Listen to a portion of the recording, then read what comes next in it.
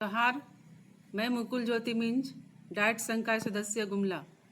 बच्चों, आज मैं कक्षा 8 में पहला पाठ गणित विषय में परिमेय संख्या पढ़ा रही हूँ, जिसे रेशनल नंबर भी कहते हैं। इस पाठ में हम सीखेंगे परिमेय संख्या क्या है, परिमेय संख्याओं की तुलना, दो परिमेय संख्याओं के बीच परिमेय संख्या निकालना, परिमेय संख्याओं के गुणधर्म।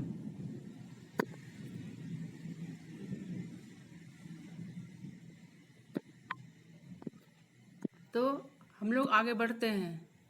तो हम लोग पिछली कक्षाओं में क्या पढ़े थे? प्राकृत संख्या, पूर्ण संख्या, पूर्णांक आदि का अध्ययन हमने किया था। तो आप लोग जानते ही होंगे प्राकृत संख्या क्या है, जो 1 2 3 4 होता है, मतलब 0 से शुरू नहीं होता है। पूर्ण संख्या जो 0 से शुरू होता है, और पूर्णांक जिसमें 0 के साथ धनात्मक और ऋणात्मक दोनों संख्या होती है, मतलब 3 प्रकार के इसमें संख्या होती है, इसे पूर्णांक कहते हैं। तो फिर से इसे दोहराया जा रहा है इस किताब में। प्राकृत संख्याओं को प्राकृत संख्या इस प्रकार 1 2 3 4 5 प्राकृत संख्याएं हैं। पूर्ण संख्या सभी प्राकृत संख्याएं शून्य से कहलाती है, जैसे शून्य से शुरू होती है, 0 1 2 3 4 5 6 से अनंत तक होती है, पूर्ण संख्या होती है। पूर्णांक सभी पूर्ण संख्याओं और ऋणात्मक संख्याओं का संग्रह पूर्णांक कहलाता है। अतः -3 -2 -1 0 1 2 3 पूर्णांक है।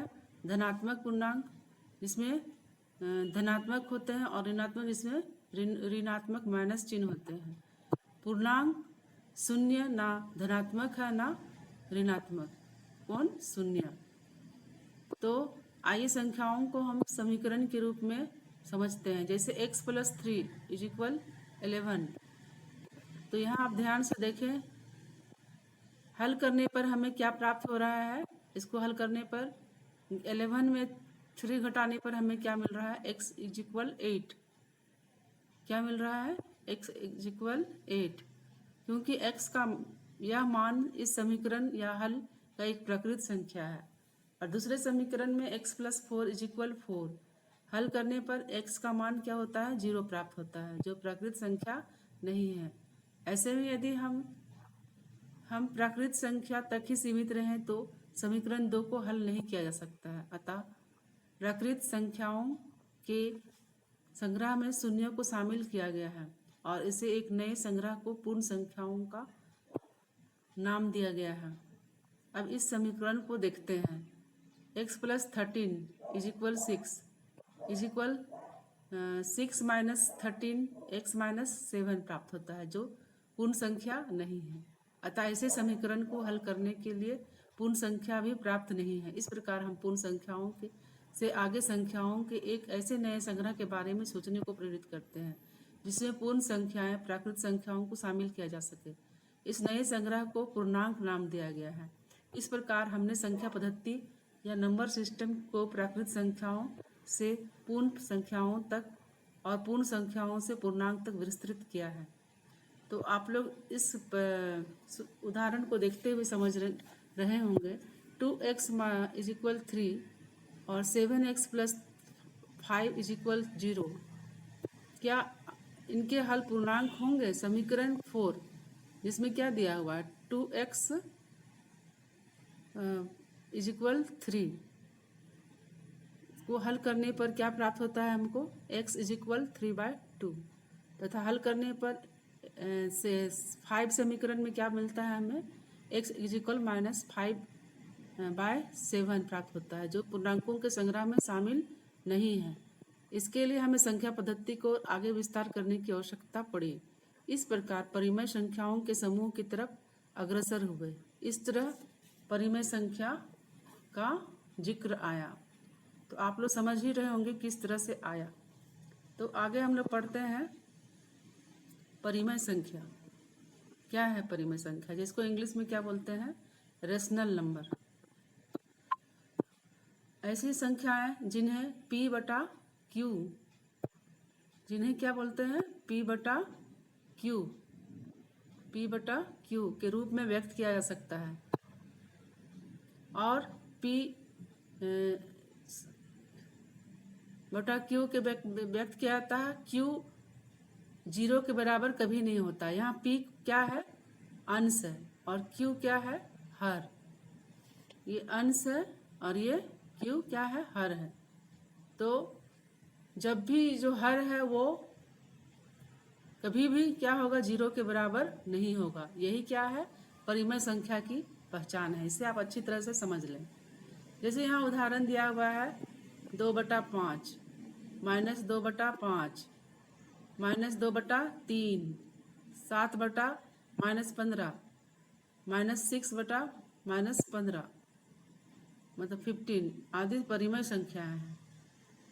यहाँ 0/1, 2/7, -9/1 आदि क्या है? परिमेय संख्या है।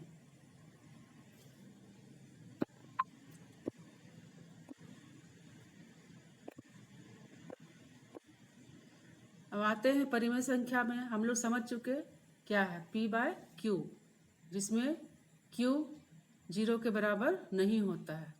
और क्यों आया परिमेय संख्या का जिक्र, जो आप समीकरणों के द्वारा समझ चुके होंगे। तब हम लोग पढ़ते हैं धनात्मक संख्या, धनात्मक और ऋणात्मक परिमेय संख्या। धनात्मक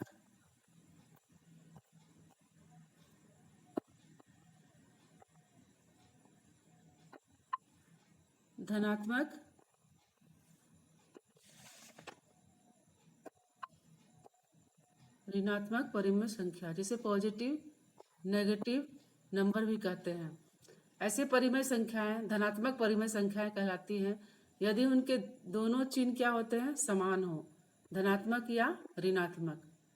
उदाहरण के लिए 2/5, 3/4, -1/-4, -3/-2 क्या है? ये सब धनात्मक परिमेय संख्या है। ऐसी परिमेय संख्याएं ऋणात्मक परिमेय संख्या कहलाती है यदि उनके दोनों चिन्ह एक दूसरे के विपरीत हों।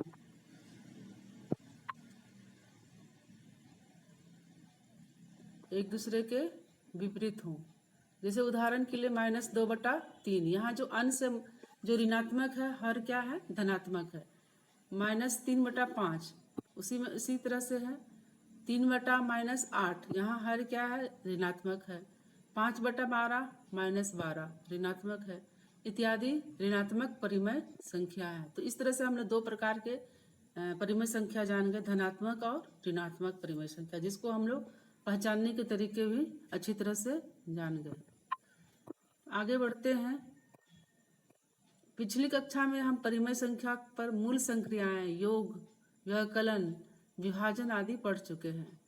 6वीं क्लास में आपने पढ़ा होगा, 7वीं क्लास में पढ़ा होगा। इस अध्याय में हम परिमेय संख्याओं के गुण धर्म के बारे में पढ़ेंगे। आइए परिमेय संख्या पर अब तक किए गए कार्यों की पुनरावृत्ति करते हैं। तो हम लोग इससे पहले जो पढ़े थे, क्या क्या पढ़े थे? समतुल्य परिमेय संख्या, इक्विवेलेंट रेशनल नंबर। एक परिमेय संख्या के अंश और हर को एक ही शून्येतर नॉन जीरो पूर्णांक से गुणा करने पर या भाग देने पर हमें जो दी हुई परिमेय संख्या के समतुल्य एक अन्य परिमेय संख्या प्राप्त होती है। जैसे यहाँ ध्यान से उदाहरण को देख के समझिए क्या बताया जा रहा है। यहाँ एक उदाहरण लिया गया है -2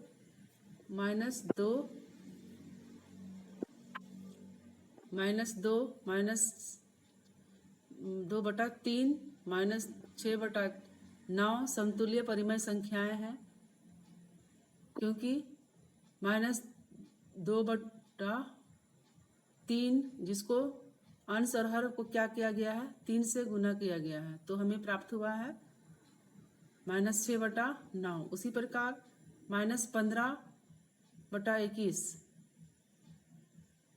बराबर -15/21 को 3 से भाग दिया गया है, तो हमें प्राप्त हुआ है, यहाँ 3 से भाग देने पर 15 को तो क्या मिलेगा? 3 × 6 15, तो ये -5 प्राप्त हुआ है। उसी तरह 3 से 21 को भाग देने पर क्या मिला है? 7 मिला है। उसी तरह -6/9, इसको भी अगर हम 3 से भाग देंगे तो हम लोग को -2 और 3 प्राप्त होगा। अतः -15/21 तथा -5/7 समतुल्य क्या है, परिमेय संख्या है। तो आप इससे अच्छी तरह समझ गए। क्या करना है, इसको अंश और हर को समान अंक से क्या करना है, भाग देना है। तो ये आप अच्छी तरह से समझ गए होंगे कि समतुल्य परिमेय संख्या कैसे निकाला जाता है। आप इसे अपनी कॉपी पर फिर से बनाइएगा और समझने का प्रयास कीजिएगा। परिमेय संख्याओं की तुलना, कंपैरिजन ऑफ रेशनल नंबर्स। यहाँ ये याद करने के लिए है, प्रत्येक धनात्मक परिमेय संख्या शून्य से क्या होती है, बड़ी होती है। जितनी भी धनात्मक संख्या होती है वो क्या होती है, धनात्मक संख्या शून्य से बड़ी होती है। जैसे यहाँ 2/5 क्या है, धनात्मक संख्या है, क्योंकि इसकी क्या पहचान है, दोनों में क्या है, पॉजिटिव है। अंश भी पॉजिटिव है, हर भी पॉजिटिव है, लेकिन ये 0 से क्या है, बड़ा है। प्रत्येक ऋणात्मक परिमेय संख्या शून्य से छोटी होती है। यहाँ जो ऋणात्मक में अंश क्या है, ऋणात्मक है, और हर क्या है, धनात्मक है। तो ये किस में आता है, ऋणात्मक परिमेय संख्या में। और ये हमेशा किससे होता है, 0 से छोटा होता है, और इसके बड़ा 0 होता है। करने का मतलब ऋणात्मक परिमेय संख्या से 0 बड़ा होता है। प्रत्येक धनात्मक परिमेय संख्या प्रत्येक ऋणात्मक परिमेय संख्या से बड़ी होती है।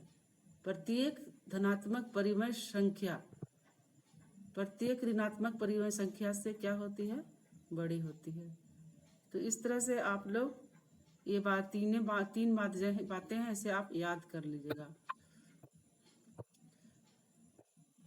अब है अध्याय 1 गणित में उदाहरण कुछ दिए गए हैं, जिसको आप ध्यान से बनाएंगे और अपने पाठ्य पुस्तक के जो प्रश्नावली दिए हुए हैं उसको अच्छी तरह से बना पाएंगे।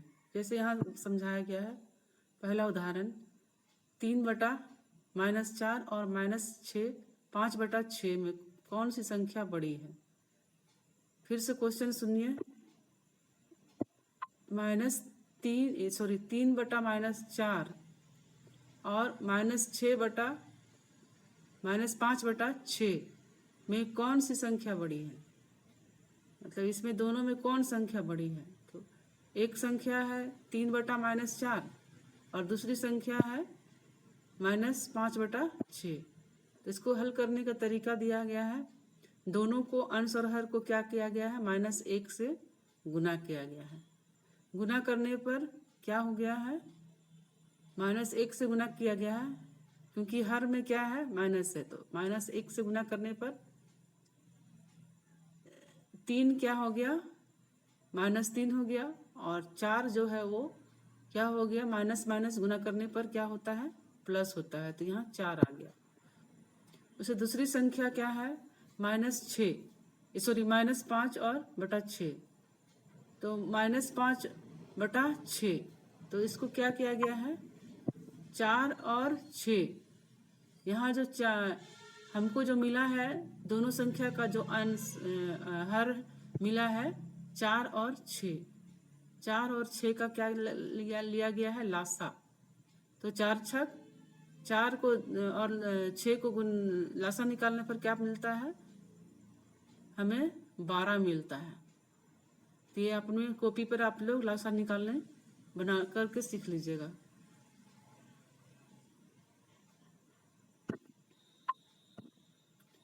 आशा है कि आप लोग लासा निकालने जानते ही होंगे। तो ये क्या है, 12 लासा निकला 4 और 6 का। सिंपल है, इसको आप क्या करना है, गुना करके निकाल लेना है। 2 दूनी 4 और 2 से फिर ये भाग जाएगा, 2 तिया 6। तो गुना करने पर ही 12 मिल जाएगा। तो उसी तरह फिर ये -3/4, जब हम लोग इसको अंश और हर को -1 से गुना किए तो हमें प्राप्त हुआ -3/4। तो -3/4 को फिर हम लोग -3 और बटा 4 में हर से 3 से भाग दिए, ताकि हमें 12 प्राप्त हो।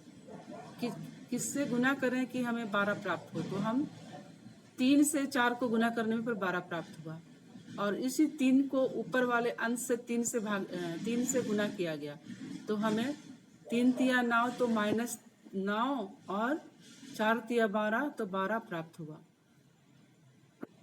उसी तरह -5/6 -5/6 में हमें अंश में -5 है और हर में 6 है, तो हर में 6 में यहाँ लासा निकाला गया है 12, तो हमें किस अंक से गुना करने से 12 प्राप्त होगा। तो हमें किससे अंक करने से मिल रहा है, हमें 2 से गुना करने पर हमें क्या मिल रहा है, 12।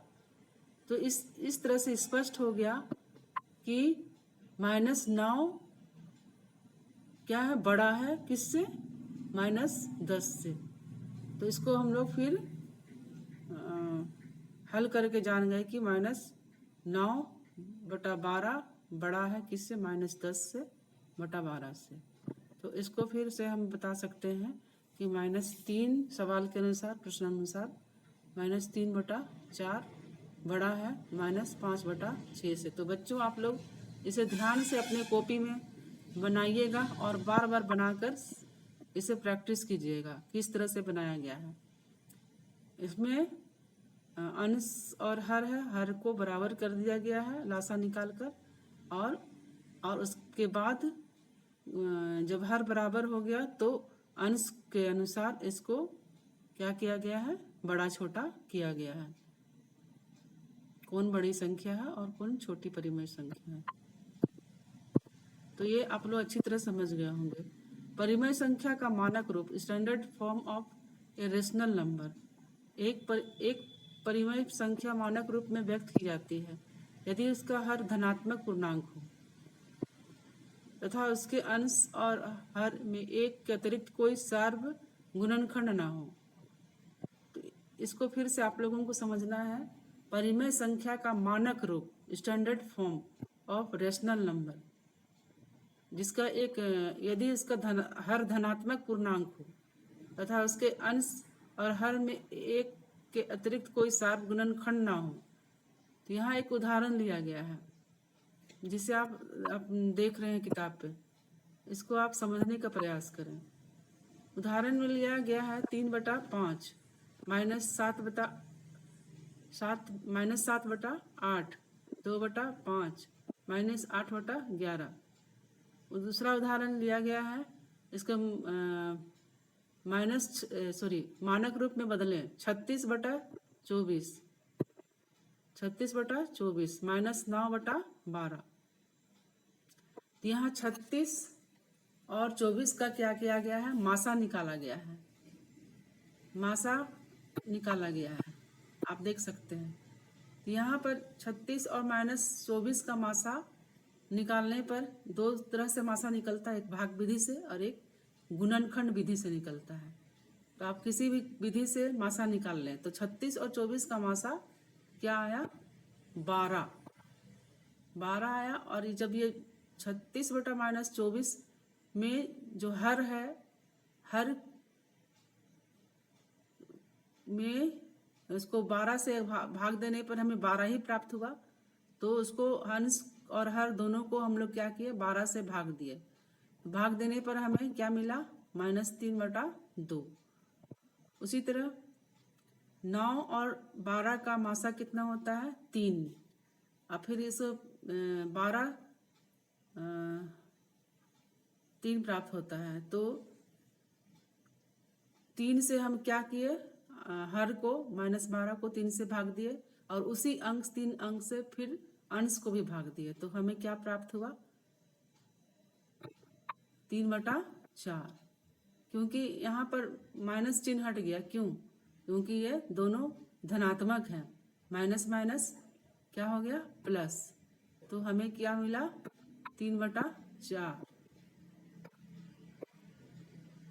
तो आप लोग समझ गए। फिर से ध्यान से देखिए, मानक रूप में लाने के क्या किया गया, दोनों का क्या किया गया, मासा निकाला गया और मासा निकाल कर फिर उसका भाग दिया गया। जो मासा निकला उससे उसको भाग दिया गया। जो अंश में भाग दिया, हर में भाग दिया गया उसको भी अंश में भाग दिया गया, और जिससे हमको उसका आंसर पता चल गया। दो परिमेय संख्याओं के बीच परिमेय संख्या निकालना। दो परिमेय संख्याओं के बीच परिमेय संख्या निकालना, ये भी ध्यान से देखिए क्या है इसमें। इसमें उदाहरण दिया हुआ है, निम्नलिखित परिमेय संख्याओं के बीच में 3 परिमेय संख्या निकालना है। यहाँ 1/3 और 3/5 इसके बीच में 3 परिमेय संख्या निकालना है। उसी तरह -2 और -1 में निकालना है। और पहले हर को क्या करेंगे हम लोग, समान करेंगे। इसको करने के लिए पहले हम लोग हर को समान करेंगे। तो हर को समान करने के लिए क्या करेंगे, जो नीचे में जो हर है 3 और 5, इसको क्या करेंगे, गुना करेंगे, चाहे लासा निकालेंगे। तो क्या कितना मिला हमें, 15। तो ये आसान है, आप लोग कर सकते हैं आराम से। उसके बाद 3/5। अब यहाँ जो निकला उसको गुना किया हर को, फिर अंश को किए, तो हमें प्राप्त हुआ 9/15। उसी तरह 1/3, 1/3 को फिर क्या किया हम लोग, 5 से गुना किए। किसे किए, 5 से, फिर हमें 5/15 मिला। मतलब हमको हर को बराबर करना है। जैसे 1/3 है तो उसको हमको किससे गुना करना है, उसी संख्या से गुना करें ताकि वो 15 मिले। तो यहाँ हमें 15 मिल गया। अब इसमें सबसे पहले जो हम लोग निकाले थे 1/3, तो 1/3 का क्या है, 5/15 हम लोग निकाले। अब 5/15 से लेके हम लोग बीच में 3 ठो निकाल लिए, 6, 7, 8, 9। देख रहे हैं आप लोग आराम से। एक पहला निकाले तो उसी के आधार पर हम लोग 6, 7, 8, और अंतिम में जो सवाल में दिया गया 3/5, वो तो है ही 9, ये 9 तो है ही। इस तरह हम लोग दो परिमेय संख्याओं के बीच का 3 परिमेय संख्या आराम से निकाल सकते हैं। तो आप लोगों को ये बात समझ में आ रही होगी। इसमें क्या करना है, हर को समान करने के लिए करना है। जैसे यहाँ पर दूसरा उदाहरण है -1 बराबर -5/5, तथा -2 बराबर -10/5 लिखते हैं।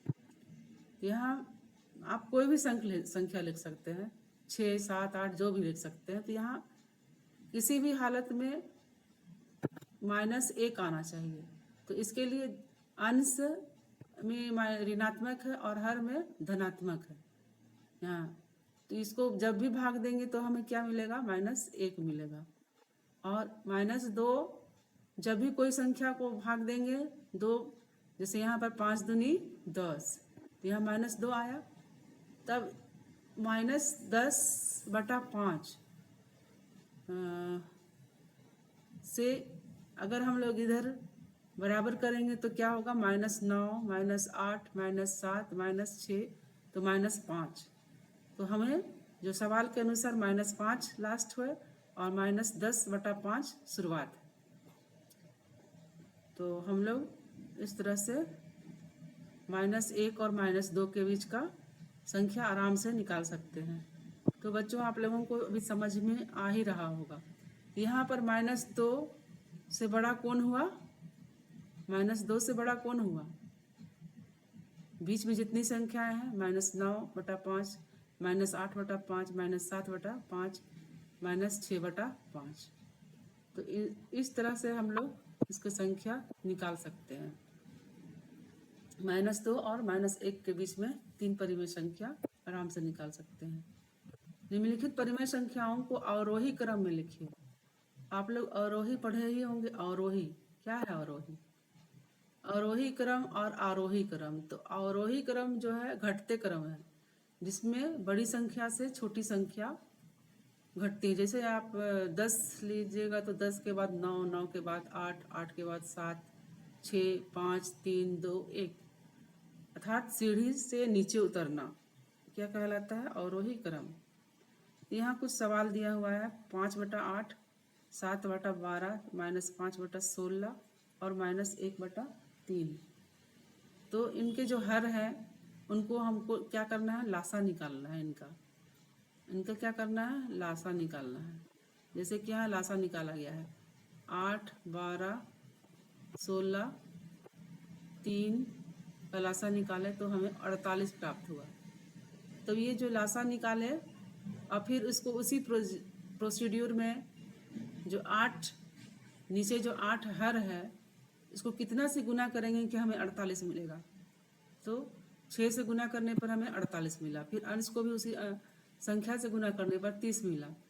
उसी तरह हम लोग सभी का निकाल लेते हैं। निकालने पर हमें प्राप्त हुआ। अब यहाँ पर 30 और जो अंश है 30, क्योंकि सब हरों को समान कर दिया गया है तो 30, 28, -15, -16। तो यहाँ अवरोही मतलब सबसे बड़ा से छोटा। तो सबसे बड़ा यहाँ पर कौन है, सबसे बड़ा 5/8। उसके बाद कौन होगा 7/12, फिर -5/16, 1-1/3। तो आप इसको अच्छी तरह से समझ ही गए होंगे। अब प्रश्नावली 1.1 दिया हुआ है, इसे आप अपने कॉपी पर गृह कार्य के रूप में बनाएंगे और टीचरों को दिखाएंगे। इसमें उसी तरह का सवाल दिया गया है।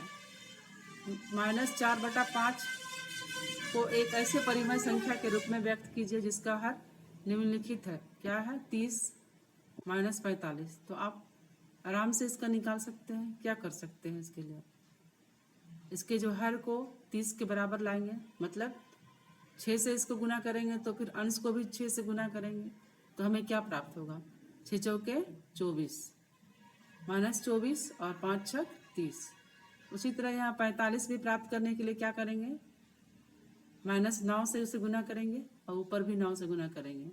तो इस तरह से 9 चौके 36, तो वो 36/-45 हमें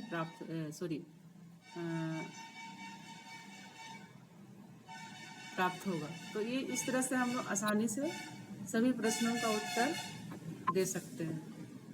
उसी तरह -36/60 उसी विधि से होगा। जितने भी सवाल दिए गए हैं सब उदाहरण से समझा दिया गया है और सभी प्रश्नों का उत्तर अपने कॉपी पर बनाएंगे।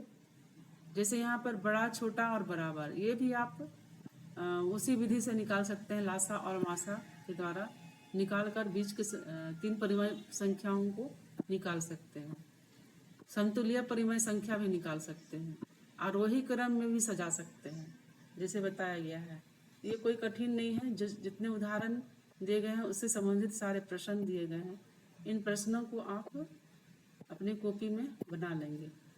आशा है कि आप लोग समझ ही गए होंगे। अगली कक्षा में मैं परिमेय संख्याओं के गुणधर्म के साथ अगले वीडियो में उपस्थित होंगे। देखने नहीं भूलिएगा और सभी प्रश्नों का उत्तर अपने कॉपी पर आसानी से उदाहरण को देखते हुए जैसे समझाया गया आप बना लेंगे। धन्यवाद।